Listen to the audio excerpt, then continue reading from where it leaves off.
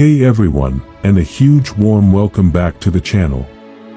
Seriously, wherever you are right now, I hope you're feeling fantastic, sending you all the best vibes and wishing you nothing but great health and energy today. Take care of yourselves. Okay, picture this. You step outside your front door, not onto a bustling modern street, but onto the sun-baked banks of the mighty Nile River, maybe 3,500 years ago. The air shimmers with heat, carrying the scent of baking bread, dust, and the rich, wet mud of the river. Around you, people are going about their lives, just like we do, but in a world utterly shaped by gods, pharaohs, and the life-giving pulse of that incredible river. Have you ever wondered, really wondered, what it was actually like to be an ordinary person living in ancient Egypt? Not just the grand pharaohs and their towering pyramids, but the farmers sweating in the fields, the kids playing games, the mothers grinding grain, the craftsmen shaping beautiful objects. Forget the dusty museum exhibits for a moment. Let's truly step back in time together and experience the sights, sounds, smells, and feelings of daily life in one of history's most fascinating civilizations. Get comfy, because we're about to peel back the layers of time and walk a mile in their sandals. Ancient Egypt wasn't just a single moment frozen in time, it lasted for thousands of years, think way longer than the entire history of the United States, from Columbus landing to the present day, multiplied several times over. But throughout those millennia, some things remained remarkably constant, anchored by the incredible gift of the Nile River. Imagine this river not just as water, but as the absolute heart of everything. Every single year, like clockwork, it would flood its banks in the late summer. This wasn't a disaster, it was pure, life-giving magic. The floodwaters would recede, leaving behind this incredibly fertile, dark silt, like nature's perfect fertilizer, coating the land along the riverbanks. This narrow strip of lush, green land, surrounded by harsh desert on both sides, was the entire stage for Egyptian life. This predictable flooding cycle dictated the rhythm of the year, the work people did, and even their religious beliefs. Without the Nile, there simply would have been no Egypt. It was their highway, their water source, their sewage system, in a basic way, and the source of their mud bricks for building. So, when you think of daily life, always picture that intense, vibrant green strip hugging the river, teeming with activity, sharply bordered by the vast, silent, and often terrifying golden sands of the desert. The sun, the god Ra, beat down relentlessly most of the year, shaping their clothing, their work schedules, and their very skin. Now, society in ancient Egypt was structured a bit like a pyramid, and everyone had their place, usually determined by birth. Right at the very top, almost like a god walking the earth, was the pharaoh. He, or occasionally she, wasn't just a king. Egyptians believed the pharaoh was the living embodiment of the falcon god Horus, the crucial link between the gods and the people. His word was law, and his main job was to maintain Ma'at, which is this fundamental concept of order, truth, justice, and harmony. If the pharaoh did his job right, the Nile would flood properly, the harvests would be good, and enemies would be kept at bay. If things went wrong, like a weak flood or an invasion, people might start wondering if the pharaoh wasn't upholding Ma'at properly. Below the pharaoh came the high-ranking nobles and priests. Nobles often governed large regions called nomes, acting like local governors responsible for collecting taxes and maintaining order. Priests were incredibly powerful figures.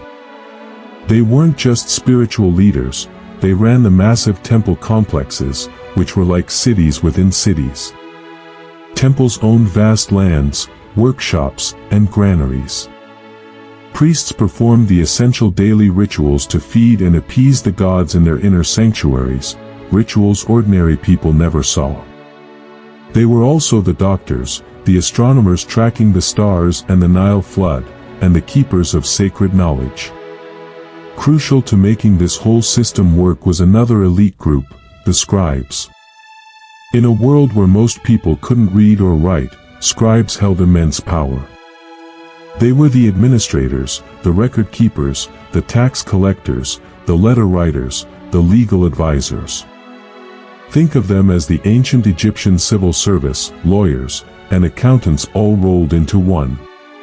Training to be a scribe was tough, boys, and it was almost always boys, would attend scribal schools, often attached to temples or palaces, spending years memorizing hundreds of hieroglyphic signs and practicing writing on flakes of limestone or pottery shards, ostraca, before graduating to expensive papyrus.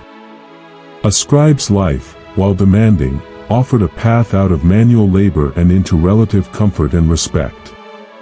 Below these elites came the vast majority of the population, the workers. This included skilled craftsmen, carpenters, jewelers, potters, metalworkers, sculptors, painters, stonemasons, weavers, leatherworkers, and boat builders. Their workshops could be small family affairs or large state-run operations, especially for big projects like temple decorations or royal tombs. They took immense pride in their work, and some of the objects they created, intricate jewelry, finely painted furniture, stunning stone vessels, are breathtaking even today. Their skills were passed down from father to son. Then there were the farmers and laborers, the absolute backbone of Egypt. They made up perhaps 80% of the population. Their lives were completely tied to the Nile and its 3 seasons, the inundation, roughly July to October, when the fields were flooded and farming work stopped. This was often when farmers were drafted for massive state-building projects like pyramids or temples. Parade, the growing season, November to February, when the waters receded, leaving the fertile silt, and it was time to plow and sow the seeds. And Shimu, the harvest season, March to June, the hottest, driest time, when the crops were cut, threshed, and stored. Farming was backbreaking work. They used simple wooden plows pulled by oxen, or hand tools like hoes. Irrigation was vital. They used a clever device called a shaduf, a long pole with a bucket on one end and a counterweight on the other, to lift water from the river or canals into ditches that fed the fields. Main crops were emmer wheat and barley, used for bread and beer, the absolute staples of the Egyptian diet. They also grew vegetables like onions, garlic, leeks, lentils, beans, cucumbers, and lettuce, and fruits like dates, figs, grapes, and melons. Flax was grown extensively to make linen cloth. Life was hard, taxes, paid in grain, were high, and they were subject to the demands of the state for labor. At the very bottom of the social pyramid were servants and slaves. Slavery existed, but it wasn't quite like the plantation slavery of more recent times. Slaves were often prisoners of war or people sold into slavery due to debt. They worked in households, mines, quarries, or on large estates, but they could sometimes own property, marry free people, and even be freed. Family was the absolute cornerstone of Egyptian society. People generally married young, often in their early teens. Marriages weren't huge religious ceremonies, they were more like social contracts, agreements between families. A simple agreement might be made, sometimes with a small exchange of gifts, and the couple would set up home together. Women had a relatively high status compared to many other ancient cultures. They could own and manage property in their own name, buy and sell goods, initiate divorce, and go to court. They weren't confined to the home, though running the household was their primary responsibility. A typical household included the immediate family, husband, wife, children, and often extended family like grandparents, unmarried aunts or uncles, or even servants. Children were dearly loved and cherished. Infant mortality was high, so families often had many children, hoping several would survive to adulthood. Childhood was relatively short. Kids learned the family trade early. Young boys followed their fathers into the fields, workshops, or learned a craft. Girls learned household skills like cooking, baking, brewing beer, weaving, and childcare from their mothers. Play was important too. Archaeologists have found toys like dolls, made of wood, cloth, or pottery, balls made of leather or papyrus, toy animals, spinning tops, and even board games. Education beyond learning the family trade was mostly limited to boys destined for the priesthood or the scribal profession. Girls from elite families might be taught to read and write at home, but it was rare. Imagine walking through an ancient Egyptian town. Most ordinary people lived in simple houses made of mud brick, dried in the hot sun. These bricks were cheap, readily available, thanks to the Nile mud, and provided good insulation against the heat. A typical farmer or craftsman's house was quite small, often just a few rooms, a main living/sleeping area, a smaller kitchen area with a simple hearth for cooking, and maybe a courtyard where much of the daily work like grinding grain or weaving happened. The roof was flat and often used as an extra living space, for sleeping on hot nights, drying food, or working. Furniture was minimal, low stools, mats for sleeping, perhaps a few storage chests. Windows were small and high up to keep out the sun and dust, so interiors were often quite dark and smoky from cooking fires. Wealthier people, nobles, high-ranking officials, successful merchants, lived in much larger villas. These could have many rooms, including separate reception areas, bedrooms, servant quarters, storage magazines, and even private bathrooms and toilets, a simple seat over a removable container. They might have walled gardens with pools and shady trees. Floors could be plastered and sometimes painted, walls might be decorated with frescoes. Furniture was more elaborate, beds with headrests, instead of pillows, chairs, tables, and intricately carved chests. Regardless of wealth, houses were usually sparsely furnished by our standards. Egyptians valued open space and didn't cram rooms with stuff. What did people wear? Comfort and coolness were key in the hot climate. The most common fabric was linen, made from flax. It was lightweight, breathable, and could be woven very finely for the wealthy or more coarsely for the poor. Wool was known but rarely worn by Egyptians themselves. It was considered ritually impure by priests. Leather was used for sandals and sometimes aprons for workers. For most people, clothing was simple. Men typically wore a linen kilt, a wraparound skirt, that could be short or knee-length. Laborers might work stripped to the waist. Women wore simple, straight dresses, often ankle-length, with straps over the shoulders. Children often ran around naked until puberty. Wealthy men and women wore similar styles but made from much finer, almost transparent linen, often pleated. They layered garments. A man might wear a finer kilt over a coarser one, a woman might wear a shawl or a bead net dress over her shift. Both men and women loved jewelry. Even poorer people might have simple bead necklaces or bracelets made of faience, a glazed ceramic.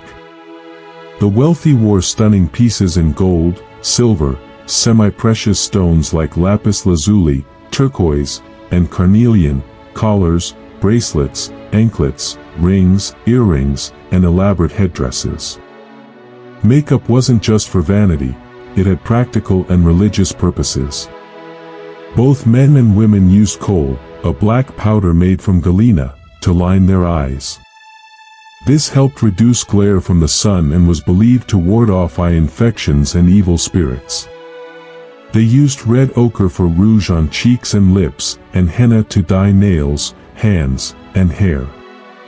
Perfumed oils and fats were used extensively to moisturize skin in the dry heat. Wigs, made from human hair or plant fibers, were popular, especially for elites at festivals or events, allowing for elaborate hairstyles without the daily hassle. Personal cleanliness was important. People bathed regularly in the river or at home using water and a cleansing paste made from natron, a natural salt, or ash. Now, let's talk about the most important part of the day for many: food. The Egyptian diet was based heavily on bread and beer. Bread was the true staff of life. It was made mainly from emmer wheat or barley. The process was labor-intensive. Grain was ground on a heavy stone quern into flour, a task usually done by women that took hours and produced gritty flour full of stone fragments, which wore down people's teeth terribly. The flour was mixed with water and yeast, often saved from the last batch, and kneaded into dough. It could be baked in conical clay ovens, on griddles, or even molded into shapes and baked in ashes. Bread came in many varieties: dense loaves, flatbreads, even sweetened breads with honey or dates. Beer was the everyday drink, consumed by everyone from children to pharaohs, though probably weaker for kids.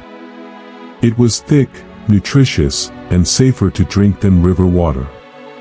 It was made from crumbled barley bread mixed with water and left to ferment, then strained. It wasn't fizzy like modern beer and was often drunk through a strainer to avoid the husks. Vegetables were hugely important: onions, garlic, leeks, lettuce, cucumbers, radishes, lentils, beans, chickpeas, and gourds were common. Fruits included dates, a major sweetener, figs, grapes, eaten fresh or dried as raisins, melons, and pomegranates. Fish from the Nile, like tilapia, catfish, and perch, was a major protein source, eaten fresh, dried, salted, or pickled. Poultry like ducks, geese, and pigeons were raised and eaten. Wealthier people ate beef, from cattle, goat, and mutton more frequently, while poorer folks might only eat meat during festivals. Dairy products like milk, cheese, and butter were used. Food was cooked by boiling, stewing, roasting, grilling, or frying in oil or fat. Common seasonings included salt, pepper, coriander, cumin, dill, and cinnamon, imported.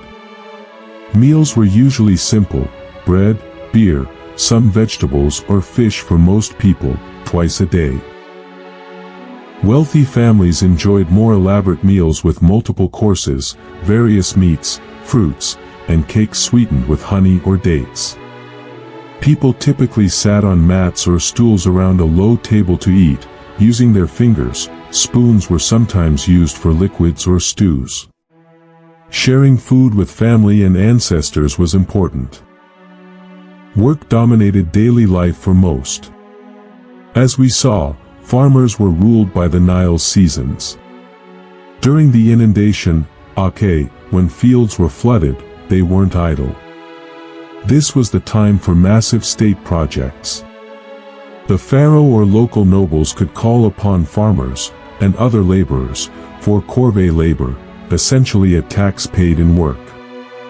This is how the pyramids, temples, tombs, and canals were built.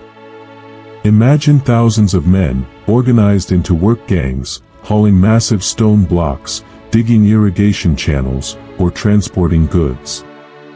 It wasn't slavery. They were usually paid in rations of grain, oil, fish, and beer, but it was incredibly hard, compulsory work. Craftsmen worked long hours in their workshops. A carpenter might be making furniture, tools, or parts for boats, a potter throwing vessels on a wheel, a metalworker casting bronze tools or jewelry, a weaver creating linen cloth on a loom, a jeweler setting stones into intricate designs. Work was often done outdoors or in open-sided workshops for light and air. Quality mattered, and craftsmen took pride in their skills, sometimes signing their work. Trade was vital.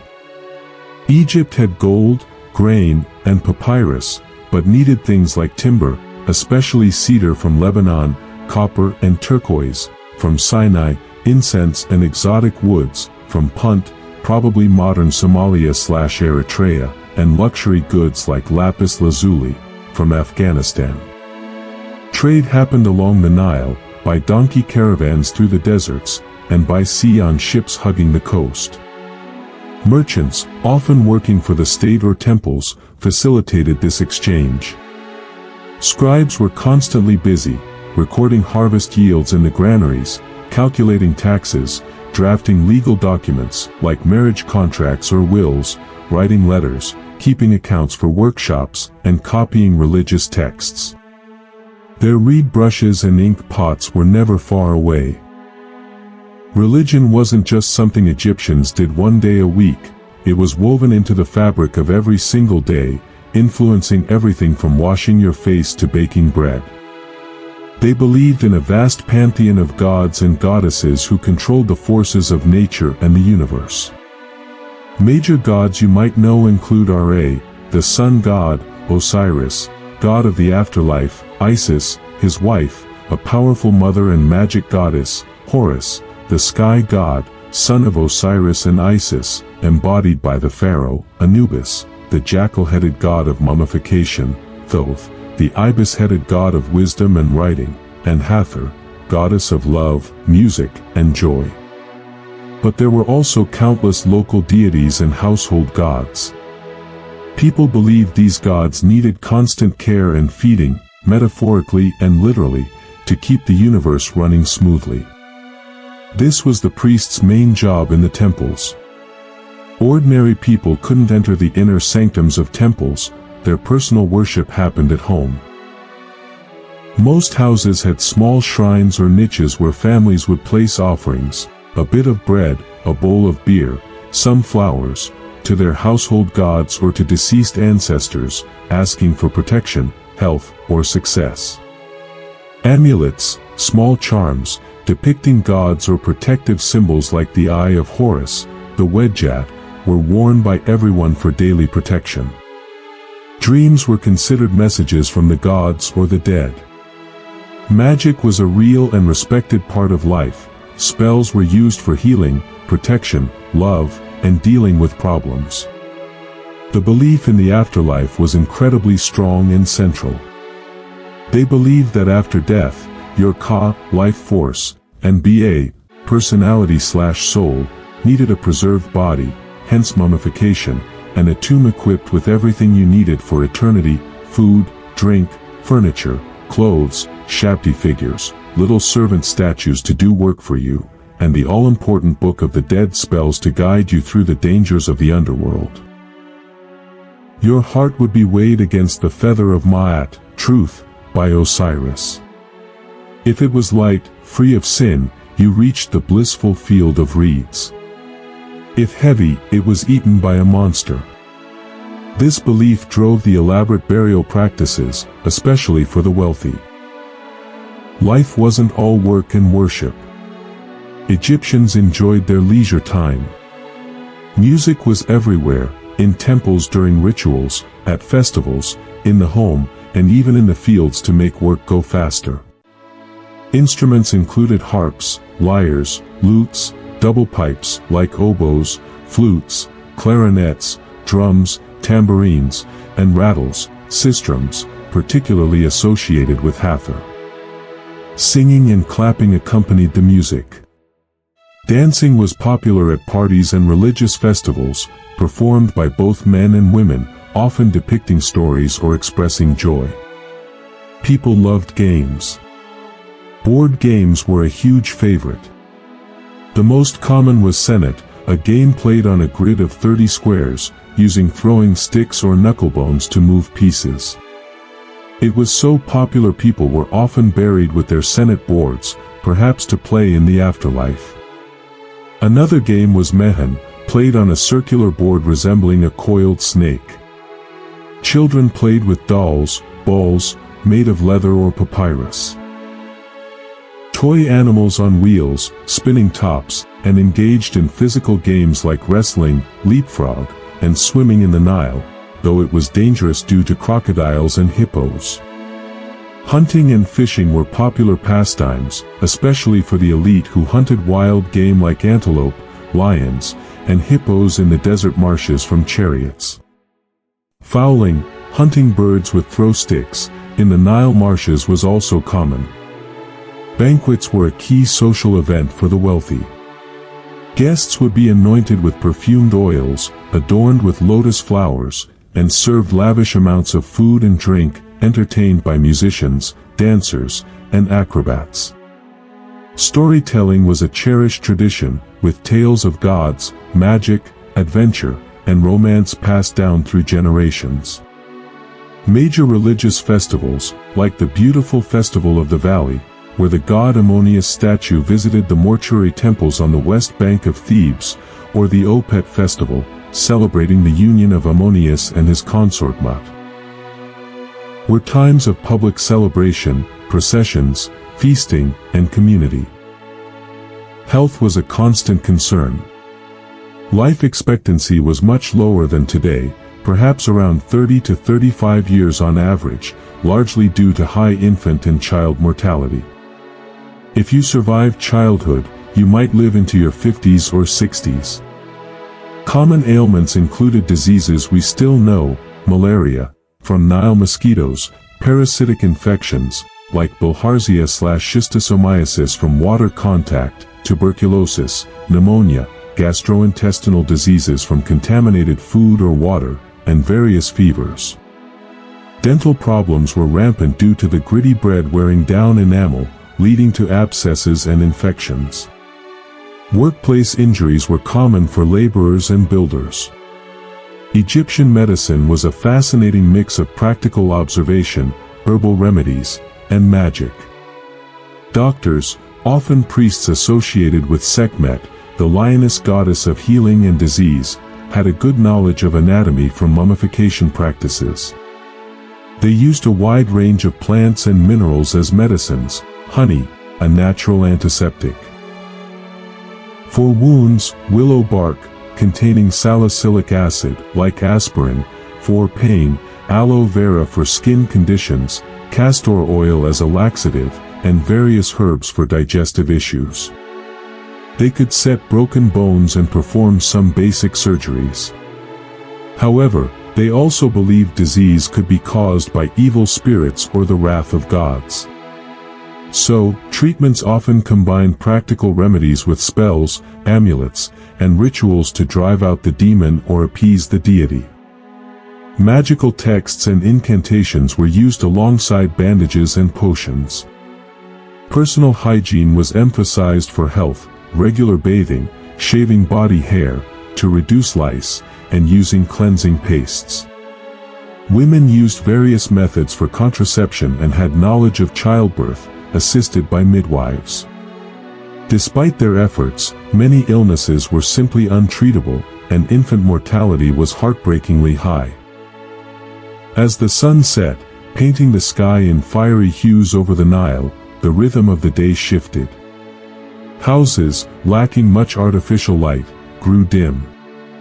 Simple oil lamps, a wick floating in oil in a dish, provided flickering light. Families would gather, perhaps share a final simple meal of bread, vegetables, and beer. Stories might be told, or simple games played by lamplight. The heat of the day eased, replaced by cooler desert air.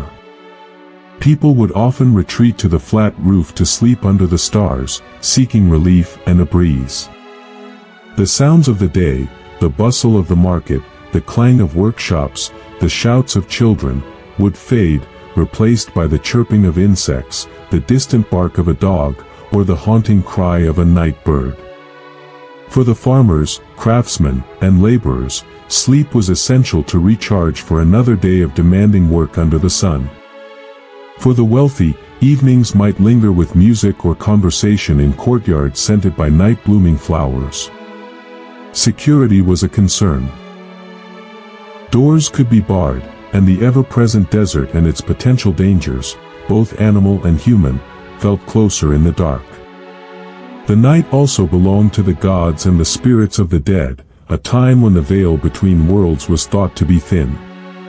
People hoped their household gods and protective amulets would watch over them until Ra's boat brought back the sun. So, what was daily life really like in ancient Egypt? It was a vibrant, complex tapestry woven from hard work under a relentless sun, deep faith in powerful gods, the constant rhythm of the Nile, and the simple joys and struggles of family and community. It was the farmer feeling the rich mud between his toes during planting season, the scribe carefully forming hieroglyphs on papyrus, the mother grinding grain for bread while singing to her child, the craftsman shaping a beautiful bead, the smell of baking bread and brewing beer, the fear of illness, the comfort of familiar rituals, the excitement of a festival procession, the grief of loss, and the powerful hope for life beyond death. It was noisy, smelly, demanding, and often short, but it was also filled with human connection, ingenuity, resilience, and a profound connection to their unique environment. They built an astonishing civilization that lasted millennia not just on the backs of slaves and pharaohs, but through the countless everyday acts of millions of ordinary people living their lives along the life-giving river. Their story isn't just about pyramids and treasures, it's about humanity itself, facing the sun, the river, and time with remarkable spirit. Thanks so much for joining me on this journey down the Nile and into the homes and hearts of ancient Egypt.